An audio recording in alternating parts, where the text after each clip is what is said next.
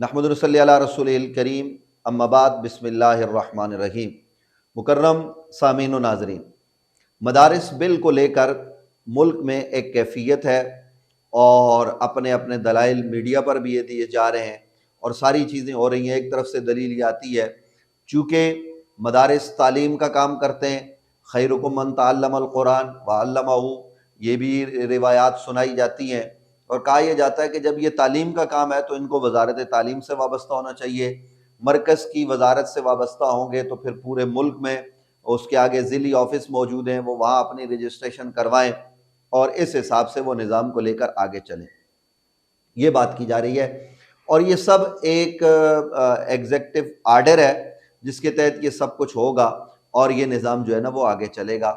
اور ظاہر ہے ایسی صورت میں یہ بھی کہا جا رہا ہے کہ اگر آپ وزارت تعلیم سے وابستہ ہوں گے تو 2 ٹیچر جو ہے نا وہ ہمارے آئیں گے ہر مدرسے میں، جن کو تنخواہ جو ہے وہ حکومت دے گی اور وہ وہاں پر اپنی فرائض سر انجام دیں گے، پڑھائیں گے۔ یہ ساری باتیں کی جا رہی ہیں اور ان کی ڈگری کی بھی اہمیت ہوگی اور اس کے سوا بھی بہت ساری باتیں ہو رہی ہیں۔ یہ ایک طرف سے بات کی جا رہی ہے، جبکہ دوسری طرف جو بات کی جا رہی ہے اور ظاہرہ یہ اکثریت کی بات ہے وہ یہ کہ جناب 1860 سے ایک قانون ہے جب سے انگریز نے تعلیم کو تقسیم کیا، وگرنہ پہلے نظام تو یہ تھا کہ وہی تعلیم، فارسی تعلیم جو ہوتی تھی فارسی زبان میں اور اس کے سوا عربی زبان میں، وہی تعلیم کافی ہوتی تھی آپ کو نظام معاش چلانے کے لیے، کاروباری معاملات چلانے کے لیے اور دینی امور چلانے کے لیے۔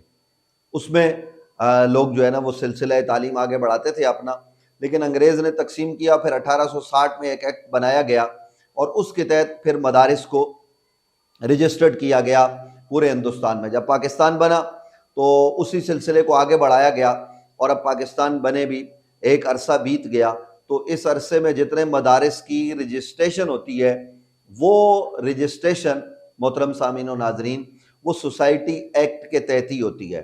اور اس سوسائٹی ایکٹ کے تحت چونکہ کہا جا رہا ہے مدارس چونکہ تعلیمی کام کرتے ہیں تو وزارت تعلیم سے وابستہ ہوں، تو اس سوسائٹی ایکٹ کے تحت تعلیمی ادارے بھی ہیں، صحت کے ادارے بھی ہیں، فلاح و بہبود کے ادارے بھی ہیں اور دیگر ادارے بھی اسی سوسائٹی ایکٹ کے تحت رجسٹرڈ ہوتے ہیں، مختلف شہروں میں ہوتے ہیں پاکستان بھر میں، اور وہ اپنا کام بخوبی سر انجام دیتے ہیں۔ اب یہ 2019 کے بعد جب یہ سلسلہ شروع ہوا تو کچھ نئے بورڈ جو ہے وہ بنائے گئے مدارس میں۔ پہلے بورڈ وہ تھے جو کام کر رہے تھے، 5 بڑے بورڈ تھے، یعنی آپ یوں کہہ لیجئے کہ بریلوی طبقہ فکر کا ایک بورڈ ہے، دیوبند طبقہ فکر جو ہے نا وہ ایک بورڈ رکھتا ہے، اسی طریقے سے غیر مقلد آل الحدیث جو اپنے آپ کو کہتے ہیں، یوں ہی جو ہے نا وہ شیعہ حضرات کا جماعت اسلامی کا بورڈ، یہ سارے بورڈ ہیں جو کام کرتے تھے۔ لیکن پھر ان تعلیمی اداروں کے بورڈ جو ہیں وہ ان کو امتحانی بورڈ ان کو تقسیم کیا گیا۔ ہمارا چونکہ تعلق تنظیم المدارس سے ہے، ہمارے امتحانات وہیں ہوتے ہیں، ہم لوگ خود بھی ہم نے وہیں امتحانات دیے اور ہمارے تمام علماء جو ہے نا وہ وہاں دیتے ہیں، تو وہ اس بورڈ کا یہ بھی ہمارے بزرگوں کا دور بینی اور دور نگاہی تھی کہ اس وقت جو ہے نا وہ قائد ملت اسلامیہ علامہ شاہ احمد نورانی صدیقی علیہ رحمہ، وہ علامہ سید احمد شہید شاہ صاحب کاظمی علیہ رحمہ، مفتی عبدالقیوم صاحب ہزاروی علیہ رحمہ اور اسی طریقے سے دیگر بزرگ جن میں ہمارے استاد گرامی قدر علامہ پیر سید حسین الدین شاہ صاحب دامت برکاتہم العالیہ، اللہ ان کو صحت کے ساتھ طویل عمر عطا فرمائے، اور دیگر پاکستان بھر سے علماء، اس میں علامہ مفتی سید شجاعت علی قادری صاحب کا نام بھی ہے اور بڑے بڑے نام ہیں، ان لوگوں نے مل کر ایک بورڈ تشکیل دیا جس کا نام تنظیم المدارس اہل سنت پاکستان رکھا گیا۔ وہ بورڈ ہے۔ تو دوسری طرف دیوبند مکتبہ فکر کا وفاق المدارس ہے، یہ 2 بڑے بورڈ ہیں۔ پھر اس کے ذیل میں جو ہے نا وہ لوگ امتحان دیتے تھے، اہل تشیع کا بورڈ ہے۔ یہ سارے بورڈ جو ہے نا وہ اپنا کام کر رہے تھے کہ ان میں تقسیم کر دی گئی۔ اب اس وقت یہ دلائل آ رہے ہیں تو گاؤں گوٹھ میں رہنے والا، دور دراز نیا مدرسہ بنانے والا، وہ پریشانی کا شکار ہو جاتا ہے کہ ہم کدھر جائیں۔ تو بات دراصل یہ ہے کہ جو وزارت تعلیم کے تحت رجسٹریشن کا مسئلہ ہے وہ یہ ہے کہ جی ہمارے اساتذہ لے لیں اور وہ وہاں پڑھائیں گے۔ اس میں ایک خرابی تو جس کا تذکرہ مولانا فضل الرحمان صاحب نے کیا کہ وہاں جو ہے نا وہ پھر اساتذہ کو تقسیم کیا جائے گا، ایک ادارے میں ایک استاد کی تنخواہ 30 سے 35 ہزار ہے، تو ظاہر ہے سرکاری اساتذہ وہ تنخواہ لیں گے 80 ہزار 90 ہزار ابتدانی. تو یہ ایک تقسیم ہوگی، اور اس تقسیم کے نتیجے میں پھر آگے کیا ہوگا کہ مدارس کا نظام بھی ذوب و حالی کا، تباہی کا شکار ہو جائے گا. اچھا، یہ میں وہ باتیں نہیں کر رہا، میں اس وقت آپ کو یہ بتا رہا ہوں حقائق یہ ہیں پورے پاکستان میں. بھئی حکومت پاکستان وزارت تعلیم اپنے ادارے تو چلا لے. یہ جو پاکستان بھر میں سرکاری اسکول ہیں جس کے پاس بے شمار زمین پڑی ہوئی ہے، یعنی ہم اس کو شمار میں لانا چاہیں تو بہت مشکل ہوگا کہ بھئی کتنی زمین ہے. صرف کراچی شہر میں، اسلام آباد میں، آپ لاہور میں، اور دیگر جو بڑے شہر ہیں، پھر چھوٹے شہر، ہر ضلع میں درجنوں کے حساب سے سرکاری اسکول ہیں. کون جاتا ہے وہاں پڑھنے کے لیے؟ اور ان کی جو اساتذہ کی جو تنخواہیں ہیں وہ جائی جا رہی ہیں، اور وہاں آپ دیکھیں گے کہ گدھے بھی باندھے ہوئے ہیں، جانور بھی باندھے ہوئے ہیں، وہاں پر شادیاں بھی ہو رہی ہیں. نہیں ہو رہا تو نظام تعلیم کا کام نہیں ہو رہا، یعنی بچوں کو پڑھایا نہیں جا رہا. تو ہم حکومت پاکستان سے اور صوبائی حکومتوں سے ہاتھ جوڑ کر سیاسی رہنماؤں سے یہ گزارش کریں گے کہ پہلے اپنا نظام تو درست کر لیں. آپ کے کالج میں، آپ کے یونیورسٹی میں کیا ہو رہا ہے؟ میں محترم ناظرین اور خاص طور پر مدارس سے متعلقہ لوگوں کو یہ بتانا چاہتا ہوں کہ کالج میں، یونیورسٹی میں بچہ اٹھ کے استاد کا گریبان پکڑ لیتا ہے. تو کیا آپ چاہتے ہیں کہ یہ نظام مدارس میں آ جائے، جہاں آج بھی استاد کا احترام اور وہ جو نبی علیہ السلام کے فرامین ہیں وہ پیش نظر ہوتے ہیں کہ اس کا ہم سے کوئی تعلق نہیں، جو چھوٹوں پر شفقت نہیں کرتا، جو بڑوں کا ادب نہیں کرتا. یہ تمام تر چیزیں، یہ جو اخلاقیات ہیں، یہ مدارس میں ہیں. آپ الا ماشاء اللہ، آپ یہاں کے جو بڑے بڑے اسکول ہیں پرائیویٹ، جہاں ہزاروں کے حساب سے فیس لی جاتی ہے، وہاں کا نظام کیا ہے؟ بچے وہاں چرس پی رہے ہیں، وہاں جو ہے نا وہ اس کے علاوہ جو نشہ آور چیزیں وہاں دستیاب ہیں، وہاں ننگے ناچ گانے ہو رہے ہیں. تو حکومت ان کو کیوں نہیں کنٹرول کرتی؟ پھر وہ اپنے جو سرکاری اسکول ہیں ان کا نظام کیوں کر بہتر نہیں کرتی؟ آپ مدارس پر فوکس کر رہے ہیں تو صاحب آپ ضرور کیجئے. آپ ہی کے زیر انتظام وہ رجسٹرڈ ہوتے ہیں، ان کا اپنا ایک نظام ہے، وہ اس نظام کے تحت چلتے ہیں. حال تو یہ ہے کہ مدرسوں نے 3 سال سے، 4 سال سے، ایک مدرسے والوں نے بتایا کہ 2014 سے وہ اس تگ و دو اور کوشش اور کاوش میں لگے ہوئے ہیں کہ اکاؤنٹ کھلوا لیں. سارے کام پورے ہیں، زمین کے کاغذات بھی ہیں، ساری چیزیں پوری ہیں، وہ اکاؤنٹ نہیں کھلوا سکتے. کتنا آسان ہے کہ پیسہ اکاؤنٹ میں آئے، اکاؤنٹ سے پھر خرچ ہو. تو یہ ساری چیزیں جو ہے نا وہ چونکہ اکاؤنٹ تو حکومت اس کو چیک کر سکتی ہے، بینک سے پوچھ سکتی ہے، پھر وہ باقاعدہ اس کے آڈٹ رپورٹ اور یہ ساری چیزیں ہوتی ہیں. لیکن یہ مدارس کے ساتھ امتیازی سلوک کہ آپ وہاں اکاؤنٹ نہیں کھول سکتے. اور پھر ان مدارس کو توڑا گیا، تنظیم المدارس کو توڑ کر اس کے آگے بورڈ بنائے گئے. شخصیت سے اختلاف ہو سکتا ہے، ہمیں بھی ہو سکتا ہے کہ بہت ساری شخصیات سے اختلاف ہو، لیکن اداروں سے اختلاف نہیں ہوتا. وہ بھی لوگوں نے رات کو کہا تنظیم کی مرکزی قیادت کو کہ جناب ہم تو نہیں جدا ہو رہے، اگلے دن وہ بھی الگ ہو گئے. اسی طریقے سے جو ہے نا وہ وفاق المدارس کو توڑا گیا، اور یوں ہی دیگر جو ہے نا وہ اداروں کے اندر دراڑیں جو ہے نا وہ ڈالی گئی، اور بورڈ جو ہے نا وہ کھڑے کیے گئے کہ جی آپ یہ کام کریں اور اس کے زیر انتظام آپ چلیں. مدارس کا اپنا ایک نظام ہے، وہ اپنا ایک میکینزم رکھتے ہیں، وہ اس کے تحت شفاف ترین جو ہے نا وہ امتحانات دلواتے ہیں. یا فرشتہ کوئی نہیں ہے، غلطیاں یقیناً ہوتی ہوں گی، لیکن یونیورسٹیوں سے، کالجز سے اور وزارت تعلیم سے لاکھ گنا بہتر مدارس کا نظام ہے، امتحانات کا اتنا شفاف ہے. لیکن نہ جانے کیا ہوا کہ کس کے کہنے پر راتوں رات جو ہے نا وہ مدارس کے حوالے سے یہ باتیں کی جانے لگی. اور پھر جو ایکٹ ہے جس کو قومی اسمبلی نے اور سینٹ آف پاکستان نے پاس کیا، جو ایوان بالا اور ایوان زریں ہے، وہاں پر ظاہر ہے کہ مذہبی جو طاقتیں ہیں ان کی آواز مولانا فضل الرحمان صاحب کی صورت میں موجود ہے. انہوں نے وہاں پر جب مذاکرات ہوئے تو ان کو کہا کہ بھئی یہ پچھلی حکومت میں ہمارا ایک بل تھا، اس بل کو بھی پاس کیجئے. وہ بل بھی پاس ہو گیا. پھر صدر مملکت کے پاس پہنچا دستخط کے لیے، تو صدر مملکت نے ایک اعتراض لگایا جسے قومی اسمبلی کے اسپیکر نے درست کر کے بھیج دیا. بعد ازاں پھر مزید اعتراضات. وہ اعتراضات کیا ہیں؟ وہ اعتراضات یہ ہیں کہ جناب انٹرنیشنل اداروں کا پریشر ہوگا، یہ ہوگا وہ ہوگا. تو جناب یہ پریشر تو ہر حوالے سے ہوگا، تو کیا آپ مدارس ہی کو نشانہ بنانا چاہتے ہیں؟ دراصل محترم ناظرین بات یہ ہے کہ پاکستان میں ننگ دھڑنگ معاشرہ بنانے کی پوری طرح کی تیاری کر لی گئی ہے، اور یہاں پر پاکستان مخالف نعرے بھی لگتے ہیں، اسلام مخالف ریلیاں بھی نکالی جاتی ہیں، اسلام کے نظام پر حملہ آور بھی ہوا جاتا ہے، قرآن کی آیات کا صریح انکار کیا جاتا ہے. اور یہ چار دیواری میں نہیں کیا جا رہا، یہ چوکوں اور چوراہوں پر لوگ نکل آئے ہیں. یعنی قرآن مجید فرقان حمید ہمیں شرم و حیا کی تعلیم دیتا ہے، یا ہم جنس پرستی کی تعلیم جو ہے نا وہ دی جا رہی ہے. تو نظر یہ آتا ہے کہ بھائی اس کے راستے میں رکاوٹ تو مدارس ہے. مدارس کے اندر باقاعدہ تربیتی نظام موجود ہے، خوف خدا اور اس کے علاوہ محبت رسول، یہ ساری چیزیں مدارس اسلامیہ میں سکھائی جاتی ہیں. تو ایسی صورت میں مدارس کو کنٹرول کرو، اپنے استاد دو. تو بھائی وہ جو استاد آپ مدرسوں کو دے رہے ہیں وہ ذرا اپنے نظام یونیورسٹی کو بہتر کریں. آپ کے یونیورسٹیوں کے اندر جتنے شعبے ہیں وہاں پر کرپشن بے انتہا ہے. ایک آدمی مجھے بتا رہے تھے کہ جناب ہم کیا کریں یونیورسٹی میں، جب ہم M Phil P H D کے لیے جاتے ہیں تو جو ہمارے نگران ہوتے ہیں وہ اپنے من پسند کام ہم سے کرواتے ہیں، پیسے بھی لیتے ہیں، اور سالہ سال کا عرصہ بیت جاتا ہے، ہمارا کام نہیں ہوتا.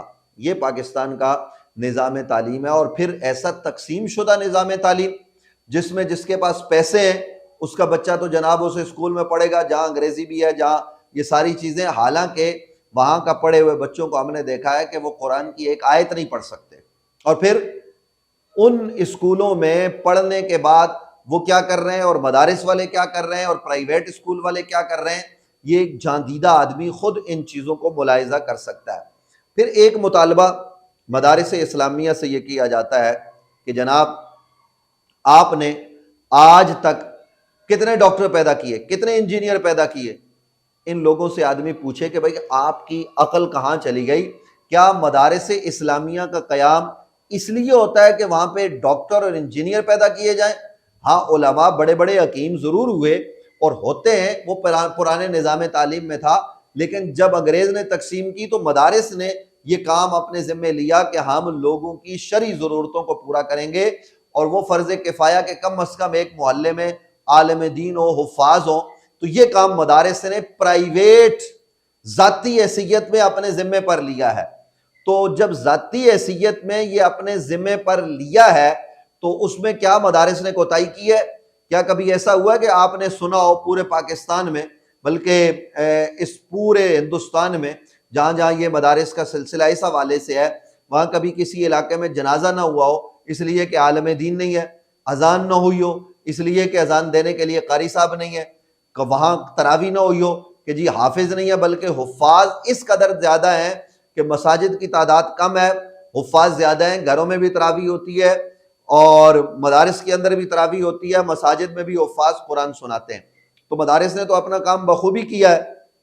جبکہ اس کے برعکس جو دوسرے تعلیمی اداروں سے فارغ شدہ لوگ ہیں، کرپشن کی کہانیاں، اسکینڈل یہ کن کے آتے ہیں؟ علماء کرام میں کس کے آئے ہیں؟ آپ نام لیں گے دو چار کا، اور وہ بھی عدالتوں سے جو ہے نا وہ چھوٹ گئے، لیکن دوسری طرف آپ دیکھیں کہ کون لوگ ہیں جو پاکستان کے نظام کو بگاڑ رہے ہیں، کیا وہ مدارس والے ہیں یا دوسرے لوگ ہیں؟ تو یہ توجہ. اور پھر دوسرا، کبھی مدارس نے یہ مطالبہ کیا کہ جناب آپ کی یونیورسٹی سے، آپ کے کالج سے، آپ کے نظام اسکول سے ایک عالم دین کیوں تیار نہیں ہوتا؟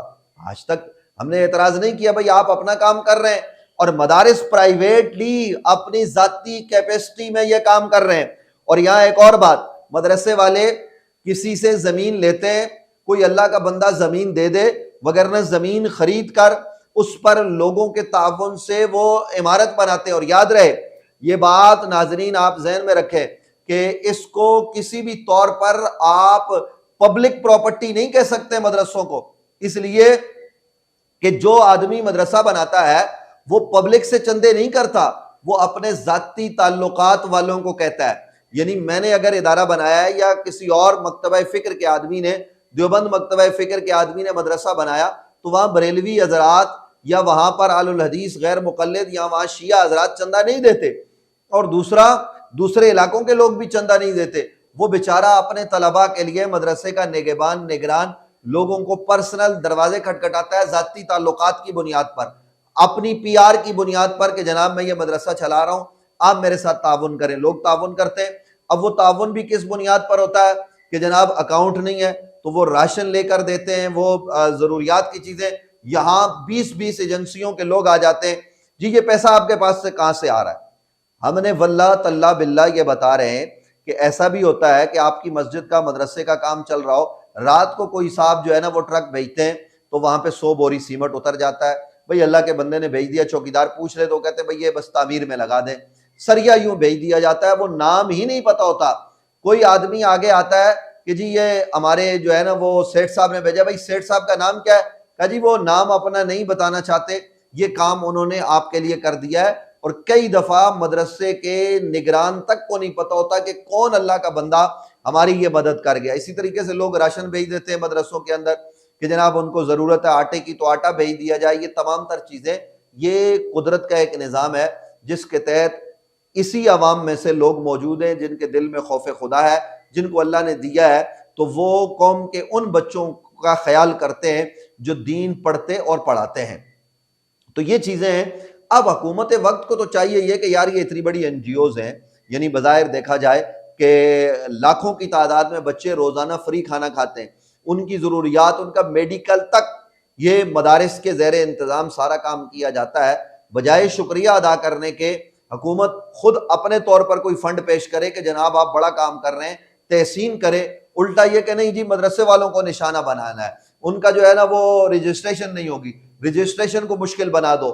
جناب 10 ایجنسیوں سے وہ جو ہے نا وہ پہلے پرمیشن لیں گے, 12 ایجنسیوں سے, فلاں سے. اور یار کیا آپ کو پولیس پر اعتماد نہیں ہے؟ آپ مطلب آپ نے ایک ادارہ بنایا کہ یہاں رجسٹریشن کرواؤ, تو پھر اس کے علاوہ 10 اداروں سے 12 اداروں سے آپ جو ہے نا وہ لکھوا کے لے آؤ کہ جناب ہمیں کوئی اعتراض نہیں ہے. کتنا لمبا پروسیس ہے. پھر اس میں جو رشوت ستانی ہے, جو اس میں 2 نمبریاں ہوتی ہیں, الامان والافیز, یہ ساری چیزیں ہیں. اور ایک آدمی کا جب اس پروسیس سے واسطہ پڑتا ہے تو وہ توبہ توبہ کرتا ہے کہ جناب یہ کیا ہے, لیکن اس کے باوجود وہ قوم کے بچوں کی خدمت کرتے ہیں, یہ سارے پروسیس بھی پورے کرتے ہیں. اکاؤنٹ نہ کھولیں تب بھی وہ پرواہ نہیں کرتے, لیکن اس کے بعد بھی حکومت یہ کہے کہ جناب ایسا ہے تو ویسا ہے. پھر کچھ لوگوں کو وہ اپنے ساتھ میں لا لے. ہم کسی کے خلاف بات نہیں کر رہے, متحدہ طریقے سے آگے بڑھنا چاہیے, لیکن ان لوگوں کو غور کرنا چاہیے. وہ سوچیں کہ آج وزارت تعلیم کے زیر انتظام ایک جو ہے نا وہ افسر نے نوٹیفیکیشن جاری کیا ہے, اور وہ ایک ایگزیکٹو آرڈر ہے, اس کے تحت وہ کام ہو رہا ہے. وہ تو کل کینسل ہو سکتا ہے. پھر کیا ہوگا؟ بھٹو صاحب کے زمانے میں کیا ہوا؟ پورے پاکستان کے کئی بڑے شہروں میں جو پرانے مدرسے تھے ان کی عمارتوں پر حکومت نے قبضہ کر لیا اور وہاں اسکول بنا دیے, اور وہ اسکول چل بھی نہیں رہے. یہ آپ دیکھ لیجئے, شہر کراچی میں بھی آپ کو ایسا نظر آ جائے گا, حیدرآباد, اور یہاں سے آپ اسلام آباد, پنڈی, پشاور تک, کوئٹہ تک چلے جائیں, لاہور تک, سب جگہ پر آپ کو جو ہے نا وہ یہ چیزیں نظر آئیں گی. تو اس لیے مدارس کے لوگ غور و خوض کریں, اور جو موقف مولانا فضل الرحمان صاحب نے قومی اسمبلی میں لیا ہے, ظاہر ہے کہ وہ پاکستان کا ایک بڑا ادارہ ہے, قانون ساز ادارہ ہے, ہم اس کی تائید کرتے ہیں. اسی طریقے سے اطاعت تنظیمات مدارس دینیہ کے پلیٹ فارم سے جو سلسلہ ہوا, ہم اس کی بھی تائید کرتے ہیں. تو مدارس کو یکجان ہونا چاہیے, اور اپنی بقا اس لیے کہ مدارس باقی ہیں تو مدارس ہی کے ذریعے اسلام کا کام ہوگا, یا قرآن اور سنت کی تعلیم عام ہوگی. تو آپ حضرات جو سوسائٹی ایکٹ ہے اسی کے تحت رجسٹرڈ ہوں, اسی نظام کو لے کر آپ حضرات جو ہے نا وہ آگے بڑھے, خاص طور پر مدارس والے. اور عام لوگ بھی یہ سمجھے, یعنی وہ بچے جو بالکل کسی کام کے نہیں ہوتے وہ مدارس میں آتے ہیں, مدارس والے ان کو لوگوں کا امام بنا دیتے ہیں. اس مدارس کے اندر سے یہ کہا جاتا ہے نا کہ انجینئر ڈاکٹر پیدا نہیں ہوتے. الحمدللہ مدارس نے جو ڈاکٹر یا جو انجینئر پیدا کیے دوسرے ان کا مقابلہ نہیں کر سکتے. لیکن اصل میں مسئلہ یہ ہے کہ ان کو مدرسوں سے مسئلہ نہیں ہے, اسلام سے مسئلہ ہے. کیوں اسلام کی بات ہوتی ہے, کیوں ختم نبوت کی بات ہوتی ہے, کیوں مبارک ثانی کیس میں یہ علماء جو ہے نا وہ یکجان ہو جاتے ہیں, کیوں پاکستان میں یہ توہین رسالت کو روکنے کے لیے کردار ادا کر رہے ہیں. بس مدرسہ تو صرف نماز روزہ کرے, مدرسے کے بڑوں کو اس کی کیا ضرورت ہے. تو جناب یہ تو اسلام کا بنیادی کام ہے, اور ہم اپنا آئینی اور قانونی حق استعمال کرتے ہیں. آپ یہ چاہتے ہیں کہ جناب قادیانی جو ہے نا وہ خوش رہیں، تو ایسا تو ہو نہیں سکتا۔ کرتا دھرتا لوگ، حکمران لوگ اور حکمران پارٹیاں سوچیں، غور کریں۔ میں پاکستان پیپلز پارٹی سے کہنا چاہتا ہوں کہ بھٹو صاحب کے زمانے میں یہ قانون بنا، بھٹو صاحب کی حکومت میں، اور پھر اسی طریقے سے دیگر جو سیاسی جماعتیں، جس کی اس وقت بڑی سیاسی جماعت مسلم لیگ نون جس کی حکومت ہے، پیپلز پارٹی ہے، دیگر جماعتیں ہیں، وہ غور کریں اور وہ انتشار اور افتراق کی طرف نہ جائیں، اور ملک کے اندر بیٹھ کر مسائل کو حل کریں۔ ہمارے ملک میں وہ مولانا فضل الرحمان صاحب نے بڑی خوبصورت بات کی کہ جناب امریکہ اگر جو ہے نا وہ عمران خان کے حوالے سے بات کرتا ہے تو آپ کہتے ہو یہ ہمارے اندرونی معاملات میں مداخلت ہے۔ کیا یہ صرف اس کے حوالے سے ہے؟ ہم اس کے میرٹ پر بات نہیں کر رہے، وہ آپ کا مسئلہ ہے، عدالتوں کا مسئلہ ہے، لیکن کیا مدارس کے حوالے سے ذرا سی بات آئے گی تو آپ جو ہے نا وہ سامنے لیٹ جائیں گے؟ یہ کیا ہے؟ اور مدارس اسلامیہ یہ بنیادی طور پر اسلام کے قلعے ہیں، اور ان کو عامت الناس بھی اپنا تعاون، اپنی سپورٹ دے، اور مدارس کے پاس بھی اپنی ایک طاقت، اپنی ایک قوت موجود ہے، مدارس اپنا کام کرتے رہیں گے۔ تو یہ میں نے سوچا کہ یہ چند باتیں معلومات کے لیے آپ کے گوش گزار کر دوں کہ یہ سلسلہ ہے، اور جو کچھ حکومت چاہ رہی ہے وہ انشاءاللہ نہیں ہوگا، وہی ہوگا۔